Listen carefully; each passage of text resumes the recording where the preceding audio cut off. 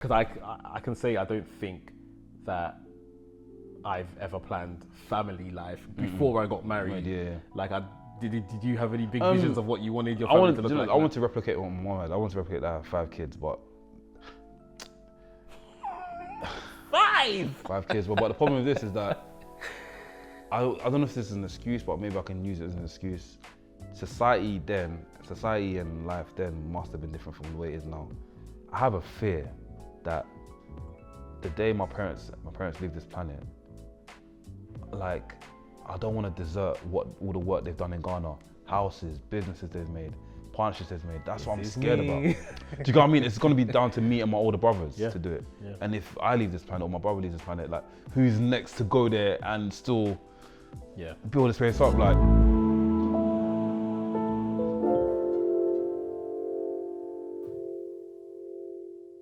right, so today's word of the day: where there is no vision, the people perish.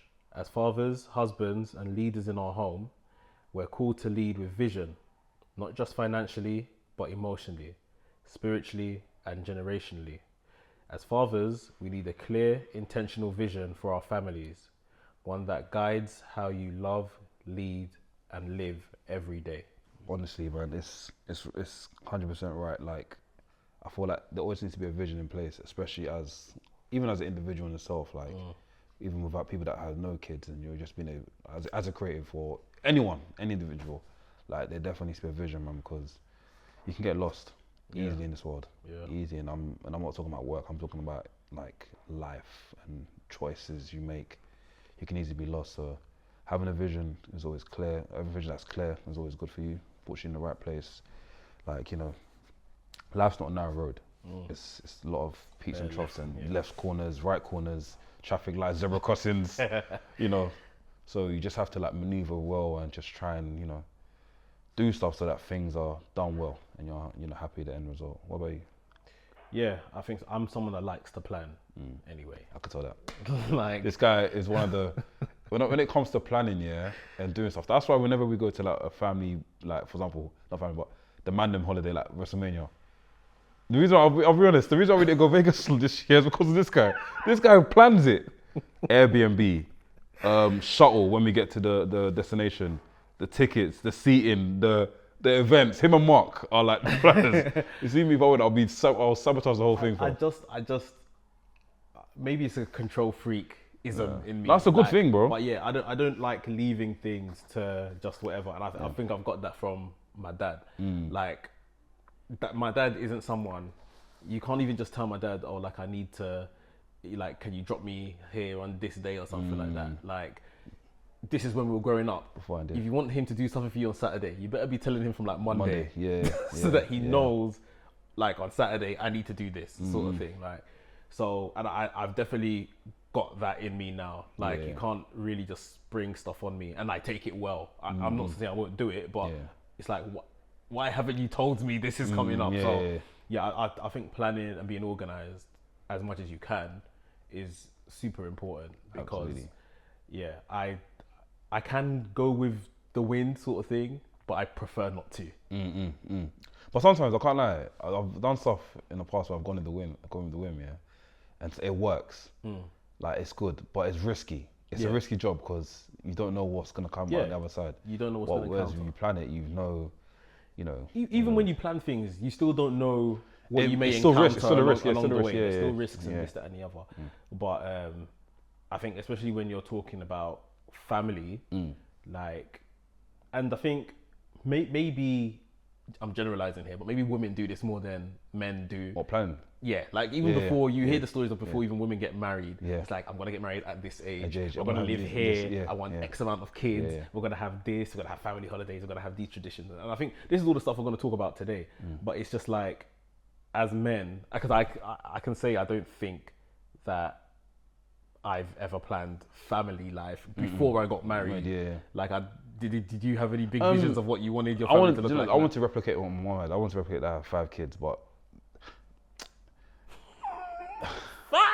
5 kids. But the problem with this is that I don't know if this is an excuse, but maybe I can use it as an excuse.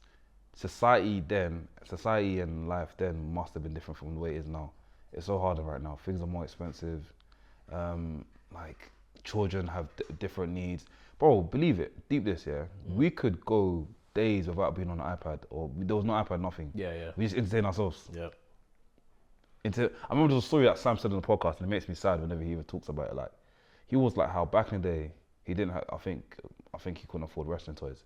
He used to use his remotes as wrestling toys, and that's. Do you see it? Yeah. Entertainment. Even me back in the day, like if I was like you know, I didn't have anything, I'll go and draw Dragon Ball Z cards, and I'll just draw Dragon Ball Z and make my own cards, or make my own board game or something like that. But the kids now, like, they need an iPad, they want to be on their phone, they want to something needs to be interactive, something needs to be. Times have changed in that regard. Like, I even remember, like, when you're like, this was a conversation in my house when Rosie was pregnant with our son, and it was like, oh, he's not gonna have TV or iPad or this, that, and the other, and this is it. You intentionally, because you want to be intentional, and we know, especially the dangers that are on the internet, and you don't want them to have too much access to it and stuff like that. Same way our parents don't want us to watch TV for ages when we were growing up. Brain rot. But it's like, then you put your child in school, and you can see they're teaching them from an interactive board. They have individual iPads. They have computer lessons. Like, society. I don't give this guy an iPad or whatever, a tablet. He's behind. The school is talking to us through an app. Like, so it's like moving on times. They've moved on. You can have all these plans, but it's just you have to adapt, man. You have to adapt, bro. Have you ever kind of? Oh well, let's intro. Okay, yes. Hey, bro, what a time it's been. Yeah. Independent gave us a good shout out. Thank you to the good people at Independent shout out to newspaper. Independent, man. That was a very big deal. A lot of family members were happy. A lot of people that support us were happy. So shout out to everyone. Happy was a great guest, by the way. Yeah. Speaking of Happy was a great guest. Yeah. Very great story. He put across as well, and it's been cool, man. How have you found it? Like any? No, again, people are happy and I guess supporting what we're doing, and I guess where they're seeing conversations by two black men, fathers and stuff like that, like, we hope to still get more guests on and stuff like that, and we'll have guests here as well that aren't black, and we'll see it from our Caucasian brothers point of view, and maybe our Latino brothers point of view, and all of this stuff. Like, so of course we'll mix it up, but I think the most important thing that people are enjoying is just that men are talking about stuff. And it's not about body counts and stuff of that. I mean, we can get there, but obviously that's like I just want to say a quick shout out to Dad in the Shed podcast. They hit us up, Nicholas. I've met Nicholas so many times. Like, he's a proper cool guy. Him and his friends got a podcast similar to ours, what we're doing here, but they're in the shed, and I love the whole look of it. Is sick. So shout out to Dad in the Shed podcast. We therefore do something with them pretty soon. Just a lot of people just like it's weird because whenever I go on Instagram or TikTok now, I'm getting more dad stuff come up. And it's nice. Like, some guy done a video. I think I'll probably play it in this episode or something, or probably in the further episode. But some guy was done a video about priority as a business owner and as an individual when you come home and you have a family and stuff. And he was saying some proper good points and stuff. So definitely, I'm liking where I'm going. I'm liking how things are going. For sure. We went off on a tangent again. Yeah, I'm sorry. Guys, this is Anarfi. Yeah, I'm Anarfi. I'm Mekz. Yeah, it's Mekz, This is episode 6. Episode 5. Episode 5, sorry. Jump the gun. Of Dadicated podcast. Appreciate everyone's support and everything like that. You just brought up something about business, which I was going to kind of tie this conversation in. So we're talking about visions and creating visions. Have you ever, because of maybe the society we live in, have you ever seen this whole argument around marriage being a business? Yeah, I have. Like, it's almost like you're in business with your wife at this point, and you're growing. The thing is, I don't think. Are you asking me in terms of like have I seen it? Have you personally seen it in my relationship, in my marriage? No, as in out there. Do you so? I don't want to say it as plain as this because obviously she's your wife, but it's like, do you see Ria as your business partner in regards to like how they say marriage is like you're two people coming together and it's like you're Do you get what I mean? Yeah, I get what you mean. Yeah. No, you know, I don't see her as my business. I see her more as like my best friend. It's like I'm working in my best friend. Yes. Not a business partner. Yeah. Because business is a whole different thing, man. I've seen a lot of people talking about that, saying it feels like business. But I feel like there's a level you get to when it starts to feel like that, and I feel like that's when you become a celebrity. Okay. That's when it becomes a business. Yeah. Because Jay-Z and Beyonce, they're both businesses. And they're entities. like mega powers Yeah. coming together. For example, if today, like, let's say I don't know, let's say Drake and I don't know who's the biggest female right now. Biggest female. It's like if Taylor Swift or something. It's like if Drake married Taylor Swift. That's a mega power. Yeah. Like that's a mega business, bro. So yeah, on that, it's like if a likes of a Jay-Z or Beyonce wanted to divorce. That's a lot of people are in that room. It's mad because it's bigger than the two of them. Bigger than them. Yes, the love aspect, but it's really bigger than the two of them if they want to call it quits, sort of thing.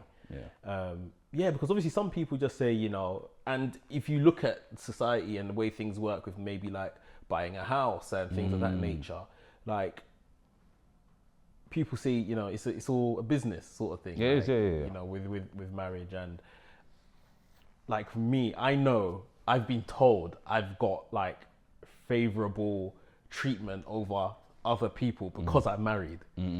Like people have told me because you're married and effectively you got something to lose and you got something to fight for in your family and stuff like that, I'm giving you X opportunity or whatever. And it's like, wow. Like now as married folk, you're even getting preferential treatment. Sort of thing. But yeah, like with that being said, have you and Ria got like a vision for your family? And like if she was sitting here, like what would she say? Like how do you guys want to live? Where do you want to live? Bro, like, it's crazy. Answers to those questions. Like before we had kids, I was like, yeah, when we get to that stage, we're gonna move to Amsterdam. I want to get a job in Amsterdam. I want to be Dutch. But I think for me personally and as a businessman, like I think London is the best place for me right now, man. I'll be real. Despite all like the trouble and like the how much of a struggle it is and all that sort of stuff, London is where it's at for me, man. Yeah. Like obviously I haven't seen anything else. Like people just be like, oh, why don't you move to Florida? Why don't you move to this place or that place? But it's like London is where it's at for me. Like, that's where I can collate and get everything done. There was talks about us actually saying, you know, Bonnie, let's go move to Florida for a bit. But nah, man, it just doesn't make sense for me, man. And don't know, but I'd rather have my kids raised here because of how there's opportunities. Yeah. You just have to make the most of it. People people complain, say, oh, there's opportunities, there's not opportunities, but you have to, when you get it, make the most of it. And I feel that's what's happened there. We're speaking about retirement as well. Like, what does retirement look like for you guys? Have you started thinking about that? Oh, yeah. I think retirement, that's when we move out. Okay. Yeah. To where? Either to, I think, Florida. I think that's going to be where it's going to be. It's a shout. Florida or Ghana. Well, I'll say Ghana, but I was like, do you know, ideally... she wants to move to Ghana though. Does she mind? That's the thing, I don't know. You have to have that conversation. And that's the thing, like, I'm scared because my parents have done so much in Ghana. This is the scariest thought about everything. And I'm sure a lot of British Africans can probably relate to this. I have a fear that the day my parents leave this planet, like, I don't want to desert all the work they've done in Ghana, houses, businesses they've made, partnerships they've made. That's what I'm scared about. Do you know what I mean? It's going to be down to me and my older brothers to do it. Yeah. And if I leave this planet or my brother leaves this planet, like, who's next to go there and still build this place up? Like, you go, like, you can go to Ghana and you'll see many houses. I'll probably change by now, but you'll see many houses that are built nice, but they're not finished because the person has left the planet. Yeah. It's so sad to see. Half built, and apparently like ran out of money or whatever. Yeah, and they probably passed away and stuff. So I'm scared about that, bro. I don't know if that's the same thing with you. Yeah, the exact same kind of personal. I literally just changed the topic, but we'll come back to it. No, but yeah, exact same personal struggle that I have. Like, I know the hard work mum and dad have put in back home. It's just like, who's going to maintain this sort of thing? Like, and you start looking, like I've like looked at my siblings and be like, who is that interested in going back to Nigeria or you know, whatever the case may be, and managing those sort of thing. Like, so yeah, you know, it's like a morbid thought, but like, yeah, you have to start thinking about it. In terms of retirement, we started talking about like what retirement will look like for us. Were you looking to go? I'm not set on a place right now. I want to do traveling, but she raises a good point that when you're 60 odd, you don't want to just travel. You want to be in one place, like, feet up, everything, bro. Exactly, which is a good point. Funny enough, because of obviously what we do, we've spoken about Florida before. I think she has at the time. Right now, she might have some family that's out in Florida. That's it. It's it. And because of what we do, I was saying like, if I'm going to move to America, like Florida would be a good place because of weather as well. Can I say something? Nothing that's scary for going further. Yeah, is the weather warnings. It's nice weather. Yeah. But the constant, you're on edge. Okay, hurricane. What else is there? Storms and all that sort of stuff. It's mad scary, bro. Yeah. Floodings and that. We're aware of all that. Like, obviously, from her family from Grenada, from Carriacou in Grenada, and we've recently went there and nice place, calm place, you know. But yeah, we're not set, but we're having the conversations and stuff like that. Before that, much earlier, I'm talking maybe 10 years ago, we went to Dubai. I remember one of our first holidays, she took me to Dubai and I was just like, this is where we can live here. This is where it's at. Yeah, but this was Dubai in 2014 before, shit. like people had begun to move over there. Obviously now Dubai is pretty flooded. It's another level, now. It's London now. Yeah, so that's somewhere then we looked. I think now we've probably gone off it a bit, although we've seen friends and stuff are starting to set up shop there as well. So it's kind of coming closer to home. Yeah. That a lot of people are going over there. So I don't know if it's still an option sort of thing, but yeah. I mean, these are the kind of things that you just don't know. And I'm still thinking I don't want to be too far from my kids and stuff. But at the same time, like, do your kids want you? Like when they're 20 or whatever, like it's just do they want you to be around? Like, do they care? I'm sure they will, man. Like even to this day, like when I see my mum and dad, I have to like, when I see them, I'm happy because I'm gonna have to hug them. I'm like, bro, like you see me go from the boy that used to wet the bed and piss you and annoy you to this grown man that's got kids himself and he's going through what you went through, and it's like, yeah, I can't leave my parents, man. That's one thing I'll say. Though. I can't leave my parents. If, for example, if I was like on the business trip, say if you worked in like you have the opportunity to work, say in for say ESPN, but you worked in America for a bit, then you came back and forth. I don't mind that. For me to now move my whole family, outside of if I was in UK fine. Outside of UK, I don't know if I can do it, bro. Because if I get a call, oh, mum's ill or something like that, I'm having to get on a plane, and after the plane there's no signal. And it's like you're just to your thoughts. Yeah, bro. Like I think about like when my parents go to Nigeria or whatever now and might go for extended periods, 3 months, 6 months, whatever. Like I'm okay with it. I'm fine, sort of thing, and I'll still call them when they're out there and stuff like that. But maybe it's because I know they're coming back. Even if it's 3 or 6 months later, they're coming back. Like Rosie, her mum has moved back to Grenada. So I don't know how mentally she deals with that. Unless my mum gets on a plane to come back here or I'm going over there, I'm not seeing my mum, even though they speak frequently on the phone. How long's the flight, by the way? 9 hours or so, 10 hours. Decent. Yeah, so it's one of them ones where, we're still kind of thinking about that and vision-wise what that looks like. But even on a, for current day and not kind of going too far in the future, things around like health, spirituality, wealth, financial goals, do you have those kind of thoughts for your family where you want to be? Yeah, all the time. Like me and Rio will speak about like, what's next. Like we're putting all this work in, like for example, she's got her own thing going on with Ria Ellen. She obviously wants to branch out the other stuff with like the podcast and hopefully one day have her own TV show. Me as well. She deserves it, man. Ria works too hard, man. She works too hard, like, and I feel like she needs her flowers, man. There's a lot of people that have like taken Ria's blueprint and tried to run with it, and they're gonna get found out soon. We know who they are. They're gonna get found out soon. But back to what I was saying,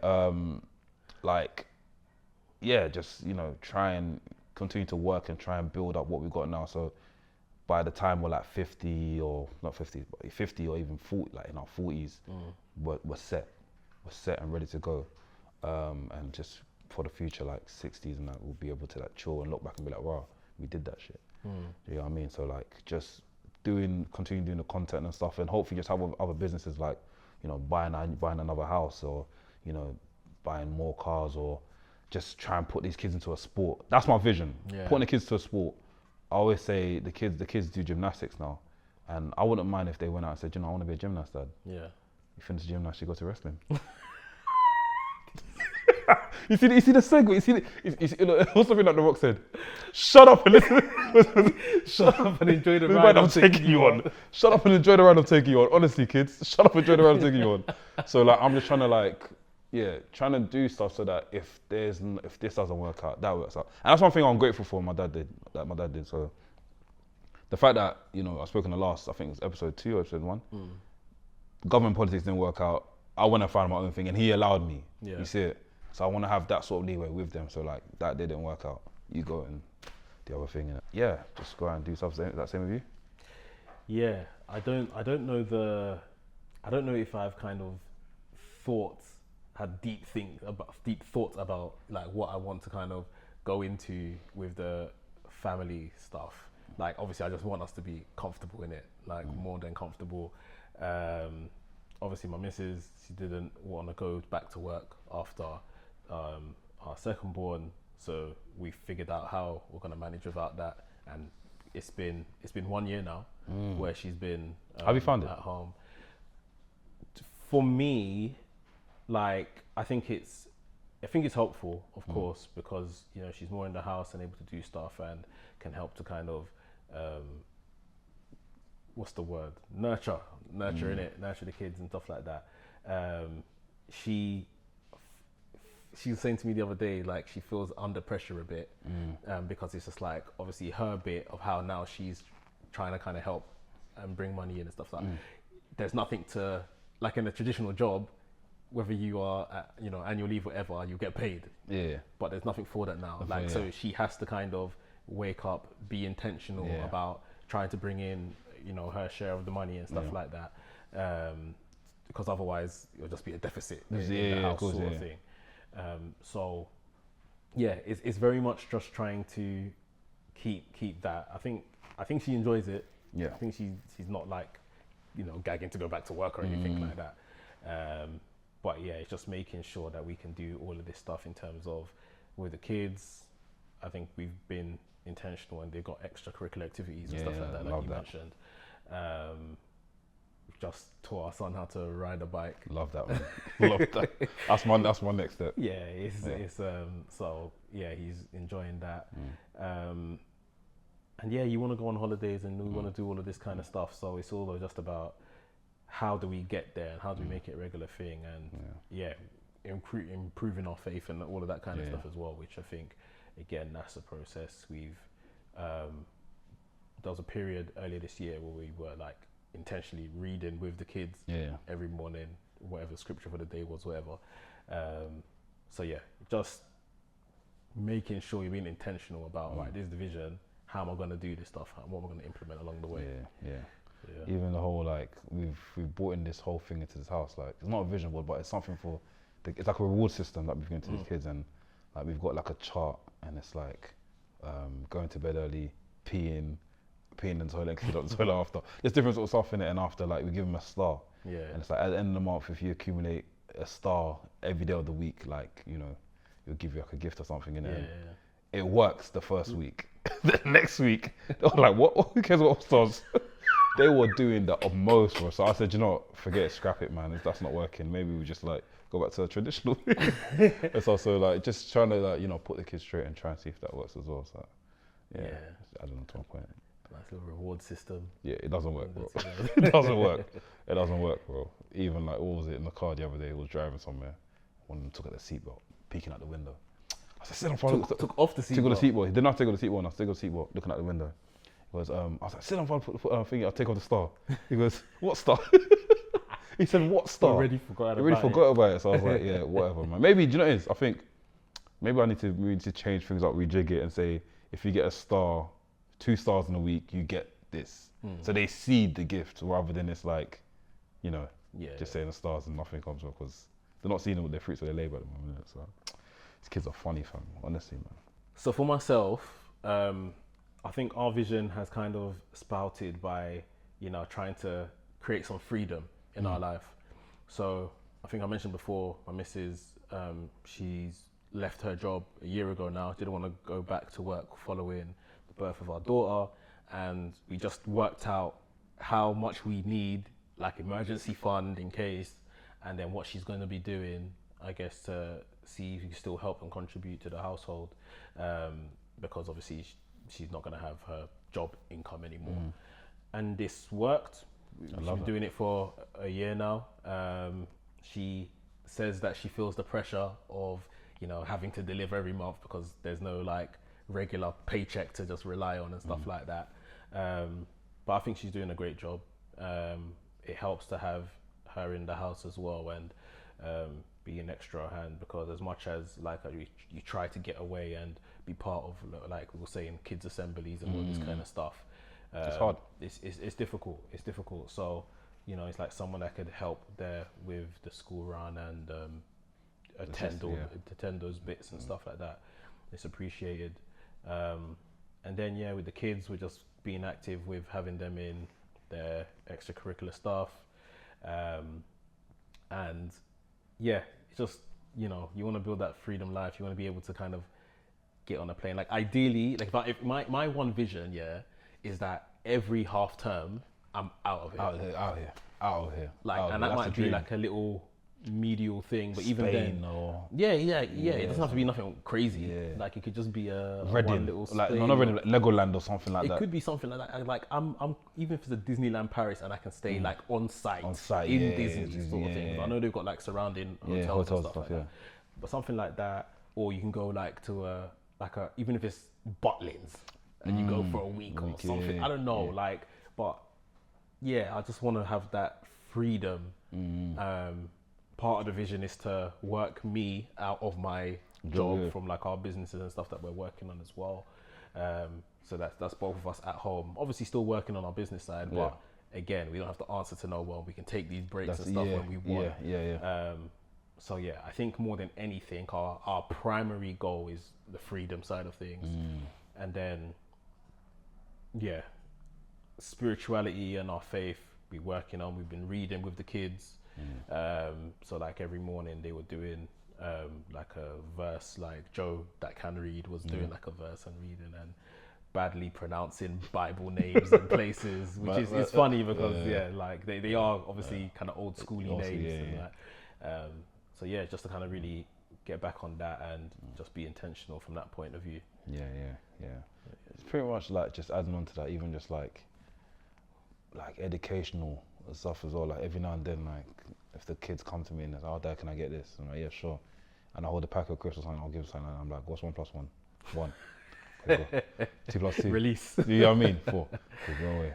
Obviously, when it starts hitting 6 and that sort of stuff, that's when they start to like get a bit like start to get hard for them. But even just doing stuff like that, just trying to make sure that they're ready for the next stage. Like one of my kids going to reception, one of them is going to year 1, so I want to make sure they're ready when they're in there. They're like, cool, and they're like, they know what's coming up next, even if it's just a spelling of a name or just knowing what a triangle is, shapes. Shapes are very important.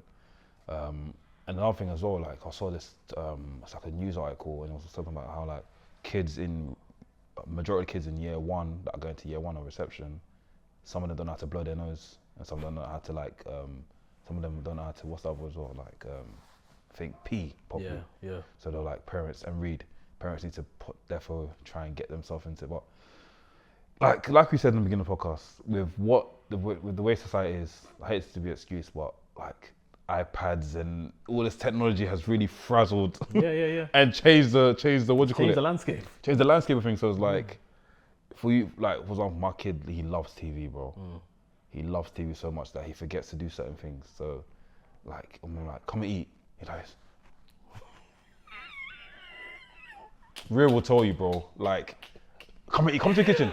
That's the same. The other day, we're getting ready for school, and I was like, he promised me, like, I promised him, I was like, cool, the night before, cause you've been good, you can watch TV whilst you get ready for school. Get ready for school, I was like, turn around, let me cream your face. You know what? You always like you're pulling someone's face, yeah.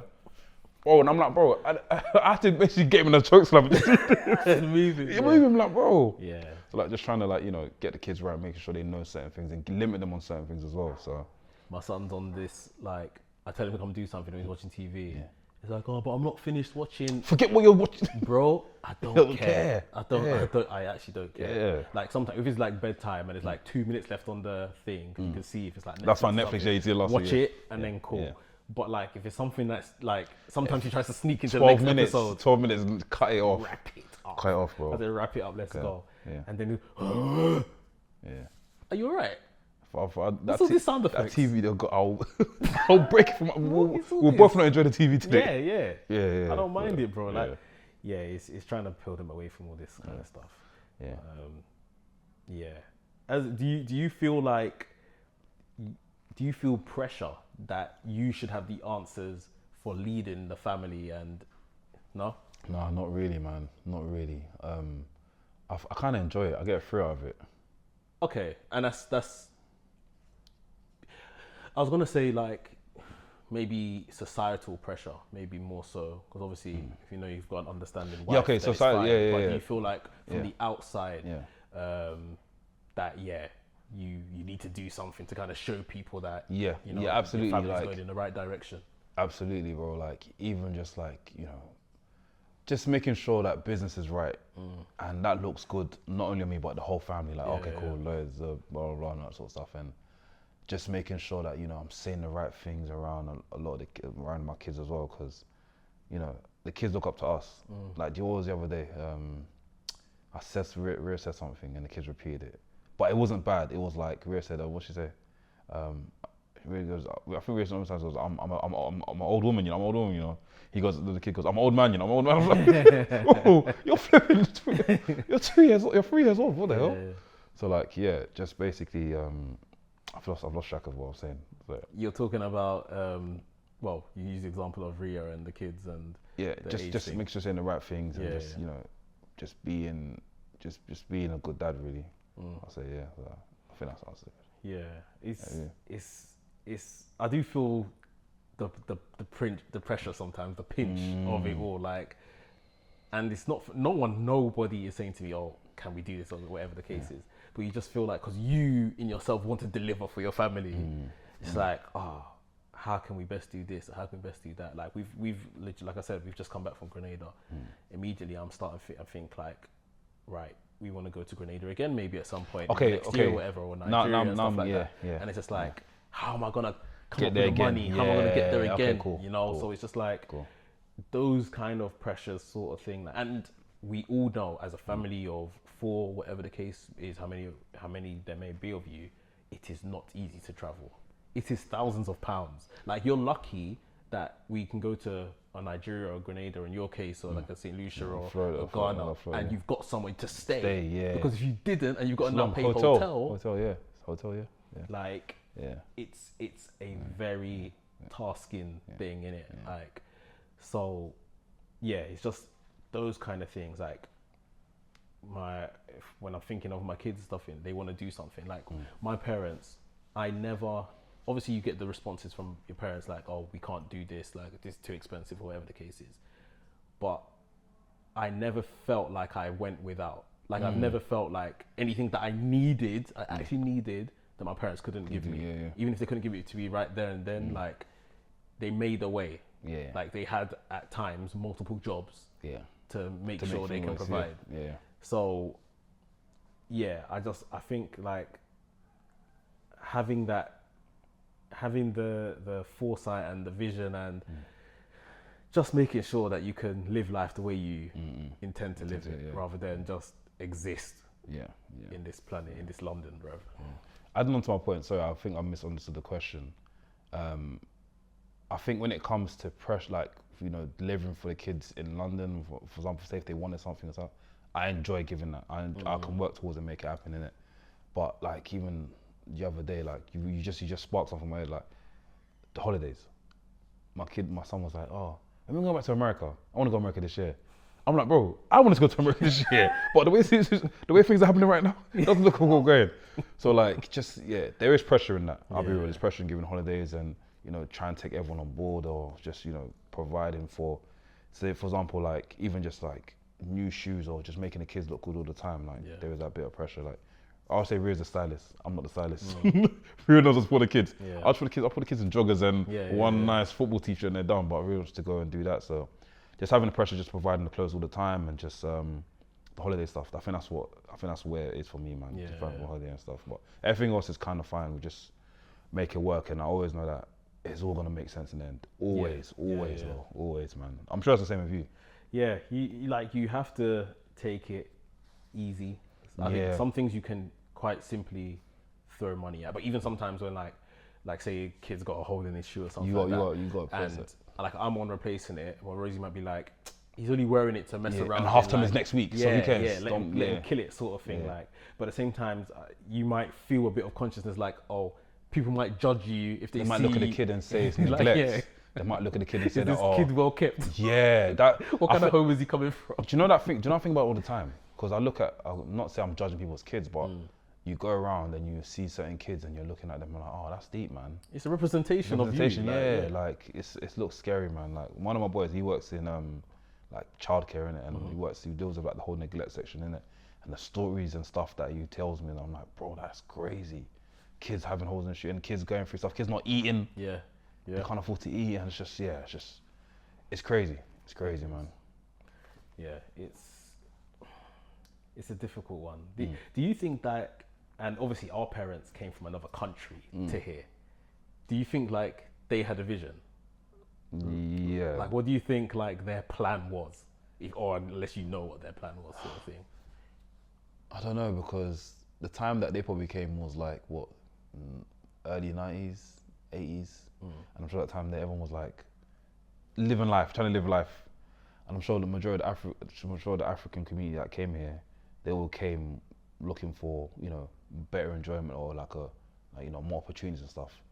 And obviously when they've come here now, they're seeing how hard it is and being met with racism, being met with no's, being met with cold, the weather. Yeah. So they're probably like, cool, now we have to come up with a plan. I'm sure they didn't have a plan when they were coming here, but when they got here, it kicked in. Yeah. We got to come up with a plan.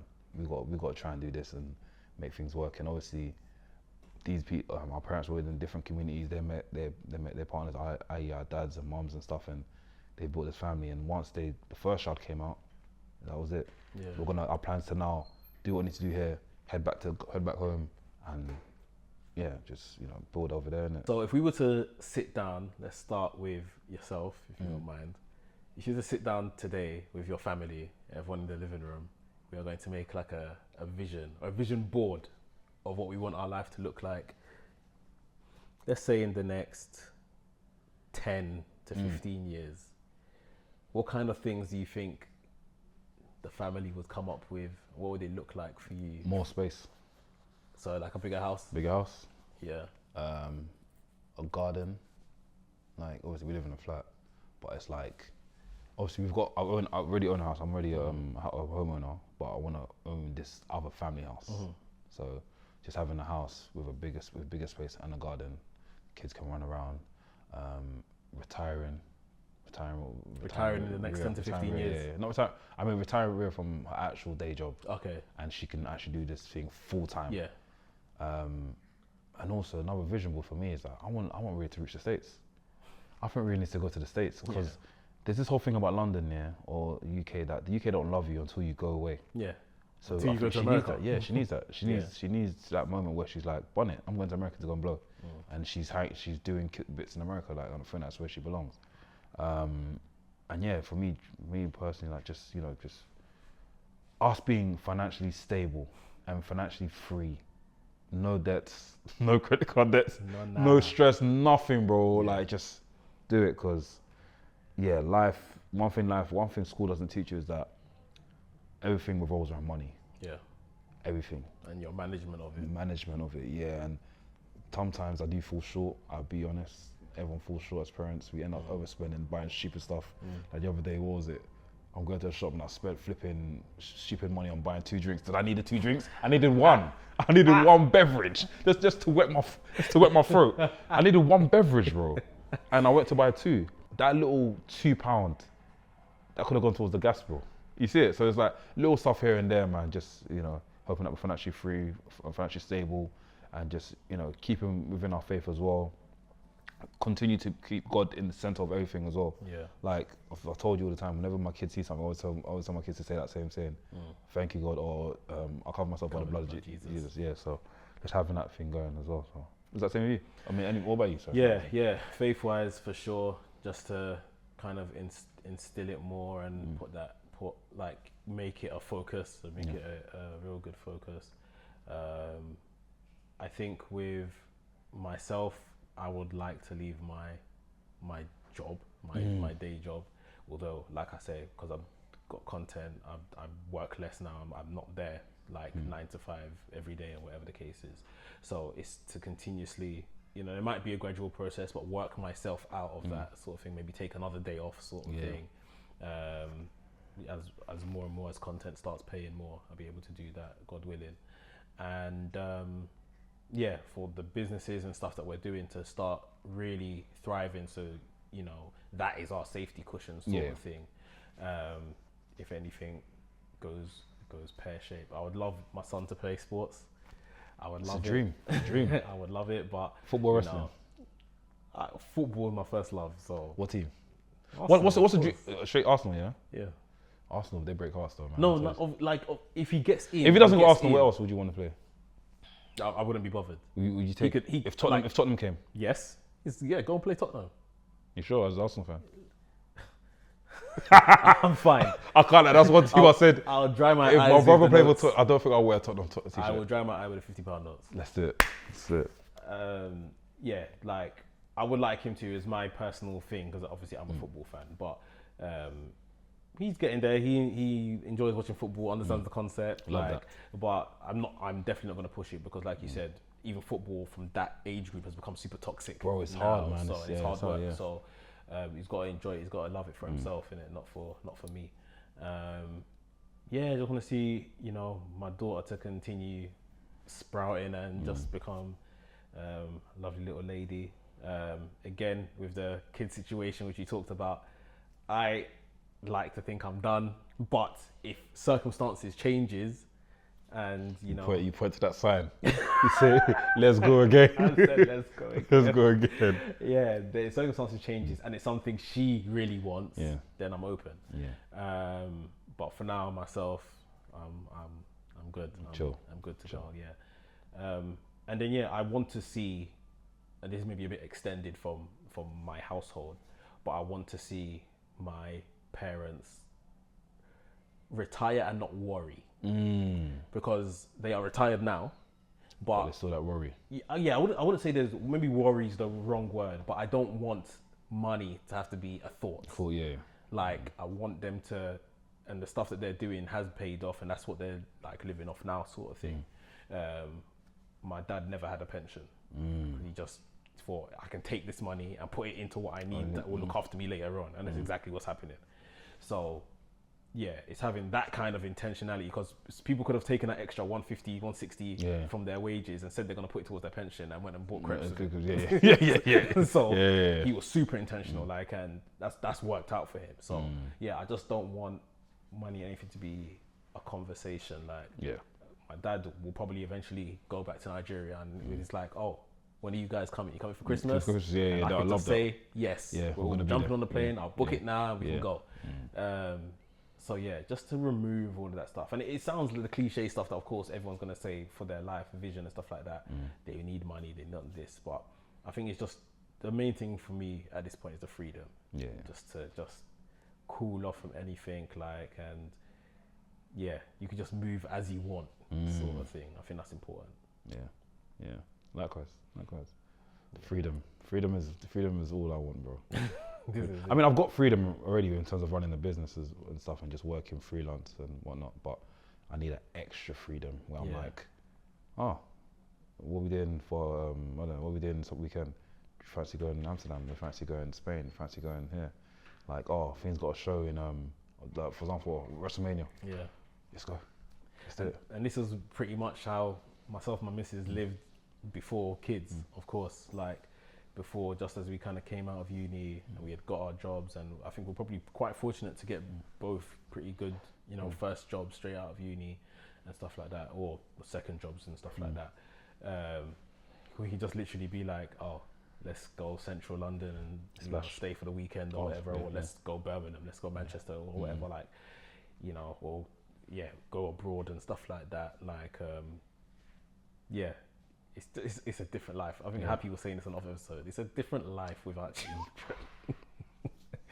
And I wish there was a part of me that wished that when I didn't have kids, I was able just to like go and do this. I went to Spain and all that sort of stuff. But I wish I went to like Japan or I wish I went to WrestleMania before I had kids. And obviously my mind was elsewhere, and obviously we're building there, and I'm still building now.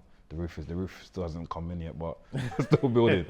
So it's just This is the thing. We'll get to a point where your kids can look after themselves. And then I can't wait for that day to come. And then they can just No, I can't. Bro, I'm shook. I remember you saying you're because imagine if a kid's like, I want to have a house party in the house.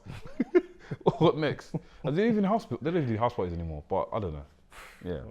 I think some people do, because the club scene seems like it's dead. It's dead. But it's just to have all of this stuff, and like I say, man, to plan and organize what you can. It's not easy to every plan to work, obviously, but it's just important to just have something you're aiming for in it, or what you want life to look like. Is there any family traditions that you want your family to have? Any traditions in general that you've had? Can we say from your actual family to this new family? I don't think my family has any traditions per se, like my siblings and my parents and stuff like that. I don't think we have any. None comes to mind. Me and Rosie have spoken about, like, in our own house, what we want to kind of have as a tradition and stuff like that. And it's stuff from now. We're thinking, okay, what day of a week? I think we arrived at on Fridays. We want to do this with the kids and this, that, and the other. Again, we've talked about it in passing, but it's about being intentional and like, all right, what is this going to be? What is it going to look like? And let's kick it off. Let's start doing it, sort of thing. I know most people, like, their traditions come down to Christmas and this, that, and the other. But I think a nice little family tradition that you can always look back on, and even whether it's week by week or month by month, year by year, can develop and kind of see. I think it's cool. What about you? This is minor. This is very minor. This is very minor, but I think something I want to continue doing and carry across my whole family is everyone eating together. I think that's so important, man. I think because like, I didn't realize it until I moved into my missus' house, that not everyone eats as a family. Some people just take their food and go to their room and just eat and it's done. But like, I've grown up in a family where, for example, my mum makes fufu or banku or something. Everyone sits in the sitting room, we put something on the TV, everyone's eating, and we leave whenever. But everyone eats together, and that's what we're trying to do now. Like, for example, if it's like 5 o'clock, the kids are finished from school, and me and Rhea somehow managed to make dinner beforehand. We'll just eat together, and my son loves it. In my house, I'm probably the biggest offender of that. You walk away? I either walk away because I'll be doing something, or I don't want to eat at the same time, because obviously the kids eat early. They go to bed early. And I know if I should eat early. Yeah, you should. But I know I'll be hungry come 9 or 10 o'clock. That's why you got the snacks. So I try to delay it a bit. That's why. So I tried to delay it a bit, but I'm trying to eat earlier because obviously it's better for you, and I can spend that time with the family and stuff like that. But I mean, sometimes it means it's a late night Uber Eats or something. Bro, there was one day to top up. We didn't like pattern dinner on time, innit?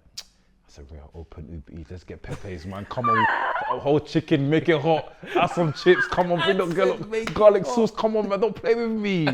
I'm eating, I finished the meal, it was a Thursday. So you know what time Thursday night. I finished the meal, I press export on restaurants. Bang! I said I press export, the buzzer rang, ding, ding, ding, ding, Pepe's is here. I ate, we felt good. But the problem is that the next day you wake up, eat the food is in your throat.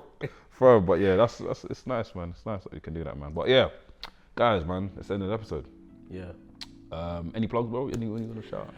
Nothing, just keep supporting, subscribing, liking. Keep commenting on the Spotify. I'm very heavy on the Spotify commenting, guys. Please comment on Spotify. We need you guys' engagement on Spotify. Comment on Spotify. We're now releasing 4 episodes on YouTube. Yeah, the 4 episodes are on YouTube. Yeah. The shorts, Dadicated Pod on TikTok and Instagram. So share them around as well. You know, repost them, retweet them, share them in your stories, all of that good stuff. more episodes on the way. Yeah, for sure. Guys, hit us up. If you've got any questions, you want to ask us personally and stuff for an episode, our emails in our bio, and also DM us as well. But yeah, guys, appreciate you, and stay dedicated, because we're dedicated. That's right.